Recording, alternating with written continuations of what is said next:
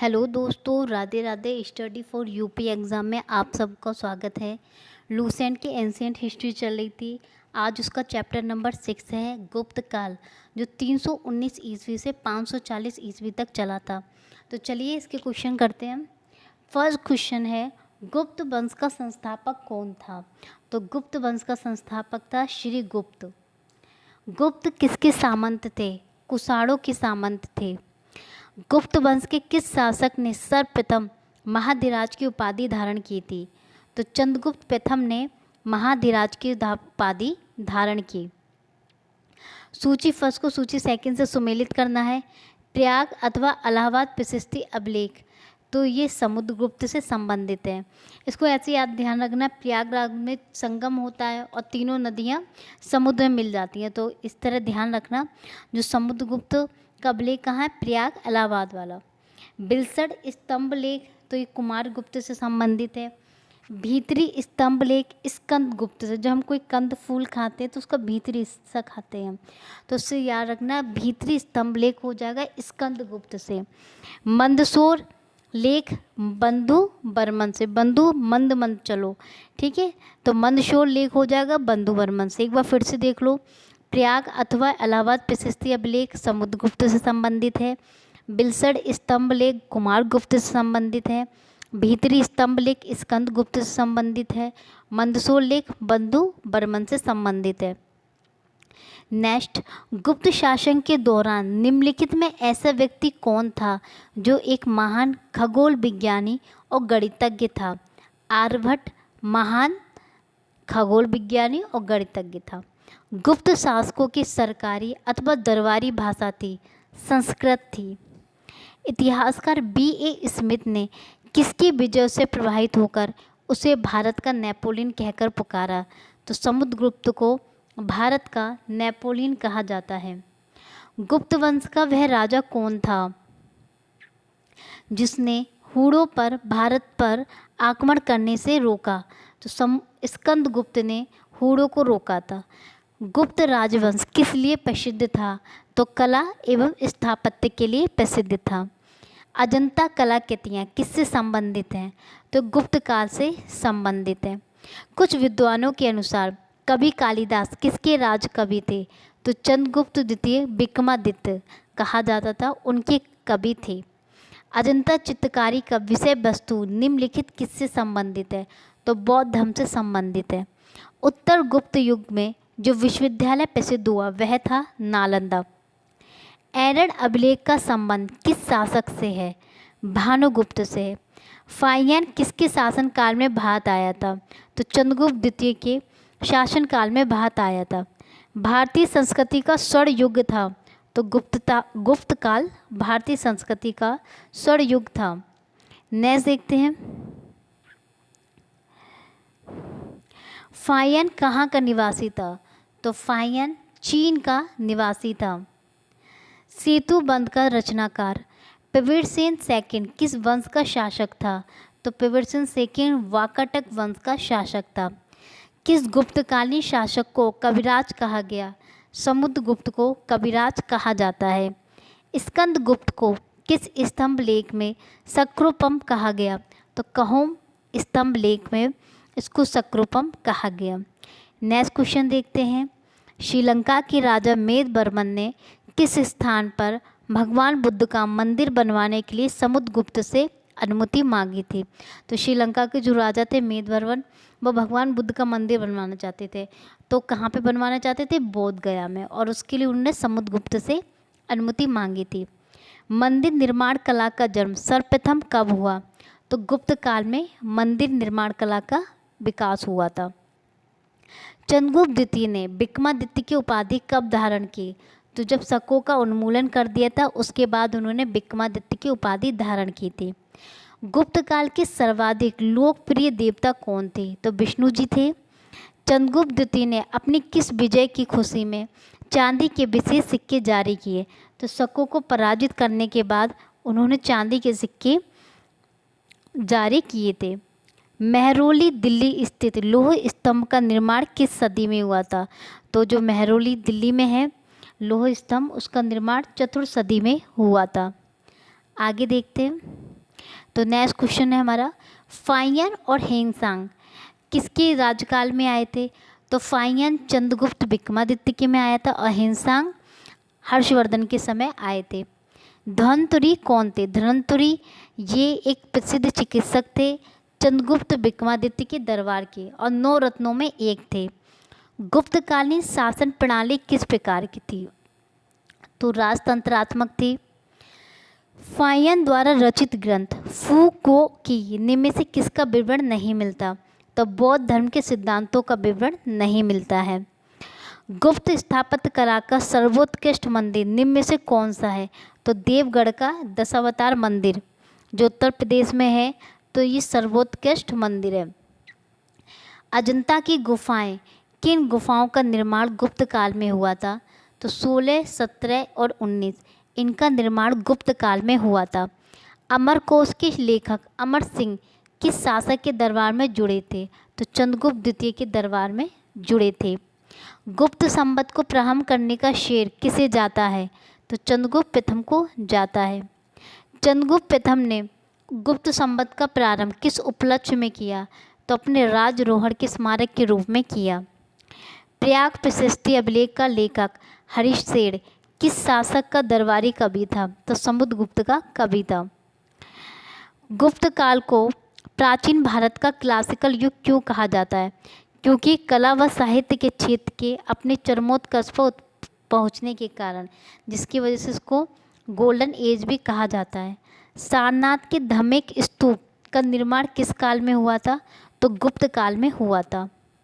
गुप्त काल में जो सोने की मुद्रा थी उनको क्या कहा जाता था? उनको दिनार बोलते थे। कुमार संभव महाकाव्य किस कवि ने लिखा? तो कुमार संभव जो महाकाव्य था कालिदास जी ने लिखा था।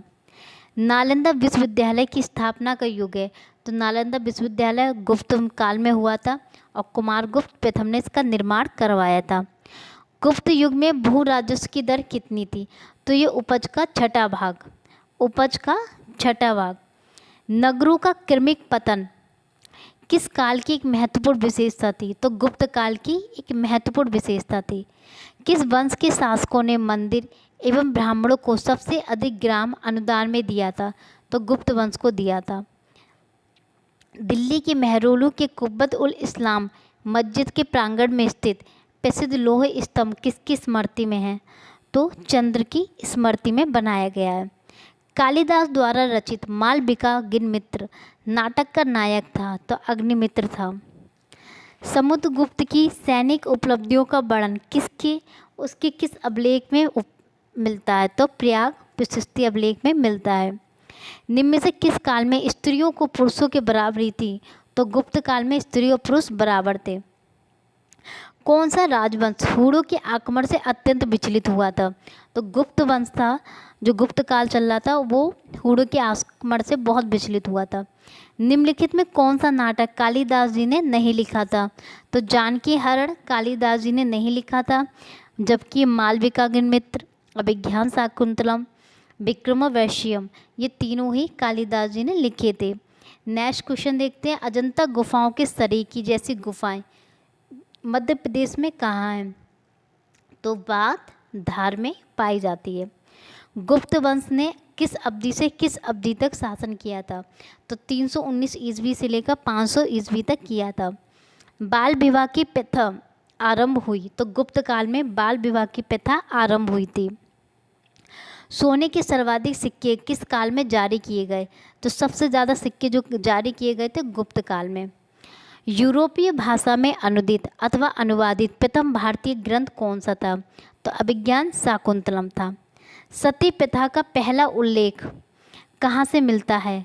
तो एरड़ अभिलेख से सती प्रथा का पहला उल्लेख मिलता है। गुप्त वंश के निम्नलिखित शासकों का क्रम से लगाइए। तो सबसे पहले चंद्रगुप्त प्रथम, उसके बाद आएंगे समुद्रगुप्त, फिर चंद्रगुप्त द्वितीय, फिर कुमारगुप्त और अंत में आएंगे स्कंदगुप्त। गुप्तकालीन सिक्कों का सबसे बड़ा ढेर कहाँ से प्राप्त हुआ है? तो भरतपुर में 92 जगह है, वहाँ से गुप्तकालीन सिक्कों का ढेर प्राप्त हुआ है। नेक्स्ट क्वेश्चन देखते हैं, किस गुप्त शासक को नालंदा विश्वविद्यालय का संस्थापक माना जाता है? तो कुमारगुप्त प्रथम को नालंदा विश्वविद्यालय का संस्थापक माना जाता है। प्राचीन भारत में सामंती व्यवस्था का अभ्युदय सैनिक अभियानों में देखा जा सकता है। गुप्त काल में सामंती व्यवस्था का पर्याप्त विस्तार हुआ था। तो ए और आर दोनों सही हैं और आर ए की सही व्याख्या नहीं करता है। गुप्त काल में उत्तर भारतीय व्यापार निम्नलिखित किस एक पत्तन से संचालित होता था? तो ताम्रलिप्ति पत्तन से संचालित ये अपना व्यापार करते थे। गुप्त शासकों द्वारा जारी की गई चांदी के सिक्के कहलाते थे। तो चांदी के सिक्के को ये रूपक कहते थे। सूची फर्स्ट को सूची सेकंड से मिलाना है। विशाख दत्त एक नाटक था। 12 मिरी खगोल विज्ञान से संबंधित थे। चरक चिकित्सा से संबंधित थे और ब्रह्मगुप्त गणित से संबंधित थे। एक बार फिर से देख लीजिए, जो विशाख दत्त नाटक से संबंधित थे, 12 मिरी खगोल विज्ञान से संबंधित थे, चरक चिकित्सा से संबंधित थे और ब्रह्मगुप्त गणित से संबंधित थे। चंद्रगुप्त द्वितीय के काल में विद्या, कला व साहित्य का महान केंद्र कौन सा था? उज्जैन था। चंद्रगुप्त द्वितीय के समय कौन सा था? उज्जैन था। कालिदास की किस कृति की गिनती विश्व की 100 प्रसिद्ध साहित्यिक कृतियों में होती है? तो कालिदास की अभिज्ञान शाकुंतलम है, जिनकी गिनती विश्व के 100 प्रसिद्ध साहित्यिक कृतियों में होती है। वर्तमान गणित में दशमलव प्रणाली आविष्कार कस है? निम्न से किस युग को है? तो गुप्त युग में ही दशमलव प्रणाली आ चुकी थी। निम्न में से कौन सा गुप्त वंश के पतन का कारण नहीं था? तो सत्ता के नियंत्रण के लिए आंतरिक कलह, मतलब वहाँ आंतरिक कलह नहीं होती। जबकि स्कंदगुप्त के बाद केंद्र की शक्तियाँ दुर्बल हो गई थी, सही है। हूणों का आक्रमण हुआ था, प्रांतीय शासकों का विद्रोह हुआ था। नेक्स्ट देखते हैं, निम्नलिखित में किस गुप्त शासक ने अपने सिक्कों पर अपने को बीड़ा बजाते हुए आकृति में अंकित करवाया है? तो समुद्रगुप्त ने अंकित करवाया है। नेक्स्ट देखते हैं, वह प्रथम भारतीय विद्वान कौन था जिसने गणित को एक पृथक विषय के रूप में स्थापित किया? आर्यभट्ट ने। गुप्तकालीन पुस्तक नवनीत कम का संबंध है? तो नवनीत कम का संबंध चिकित्सा से है। तांबा का सिक्का जारी करने वाला पहला गुप्त शासक कौन था? तो तांबा का सिक्का जारी करने वाला पहला गुप्त शासक था रामगुप्त। सूची फर्स्ट को सूची सेकंड से मिलाना है। समुद्रगुप्त का जो अभिलेख है प्रयाग प्रशस्ति है। चंद्रगुप्त द्वितीय का मेहरौली का लौह स्तंभ लेख है। स्कंदगुप्त का भीतरी स्तंभ लेख है और बुद्धगुप्त का पहाड़पुर ताम्रपात्र है। नेक्स्ट क्वेश्चन, मुद्रा का प्रकार है और किस शासक का है? कुमार देवी प्रकार चंद्रगुप्त प्रथम का है। बीड़ा वादन प्रकार समुद्रगुप्त का है। चक्र विक्रम प्रकार चंद्रगुप्त द्वितीय का है। कार्तिकेय प्रकार कुमारगुप्त प्रथम का है। नेक्स्ट देखते हैं, शासक और उसकी उपाधि। चंद्रगुप्त प्रथम को महाधिराज की उपाधि मिली थी, पहले भी क्वेश्चन आ चुका है। समुद्रगुप्त को अश्वमेध पराक्रम कहा जाता था। चंद्रगुप्त द्वितीय को परम भागवत की उपाधि दी गई। स्कंदगुप्त को शक्रुपम कहा जाता है। शासक को उनकी पत्नी से मिलाना है। चंद्रगुप्त प्रथम की पत्नी थी कुमार देवी, जिनको लिच्छवी कहा जाता था। रामगुप्त की ध्रुव देवी, समुद्रगुप्त की दत्ता देवी और शुद्धसेन की सेकंड की प्रभावती गुप्त थी।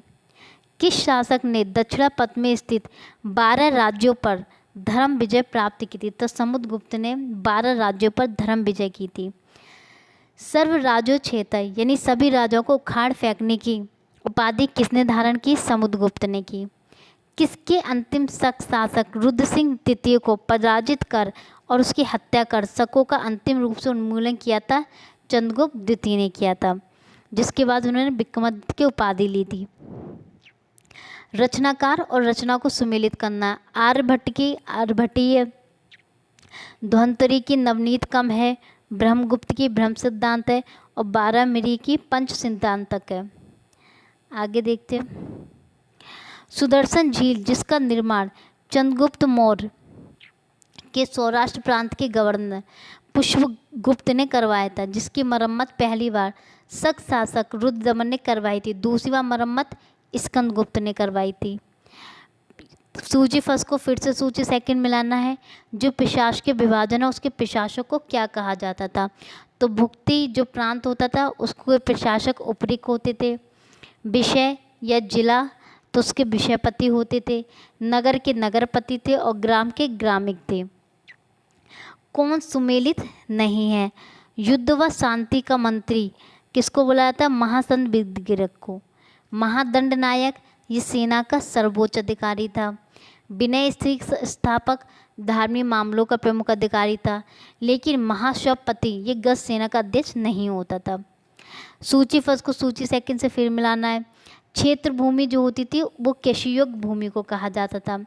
वास्तु भूमि यानी कि वास कर सकते, इसका मतलब निवास योग्य भूमि। अप्रहत भूमि जंगली भूमि को कहा जाता था। खिल भूमि कृषि के लिए अनुपयुक्त भूमि कहा जाता था। कौन सा सही सुमेलित नहीं है? प्रयाग प्रशस्ति रवि कीर्ति से संबंधित नहीं है। कौन सा सही सुमेलित नहीं है? तो भृतहरि मेघदूतम से सम्मिलित नहीं है। बाघभट्ट अष्टांग हृदय से संबंधित है। कामंदक नीतिसार रासार से, और विशाख दत्त किसने लिखी थी? मुद्रा राक्षस से संबंधित है। सूची फर्स्ट को सूची सेकंड से मिलाना है। श्रेष्ठ जो होते थे साहूकार, सार्थवाह व्यापारी को कहते थे। कुलिक शिल्पी या कारीगर होता था, और कायस्थ जो होते थे लेखक होते थे।